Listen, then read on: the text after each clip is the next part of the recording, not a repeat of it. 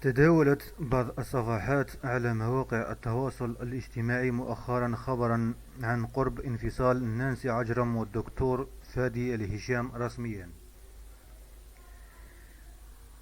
إلا أن المصادر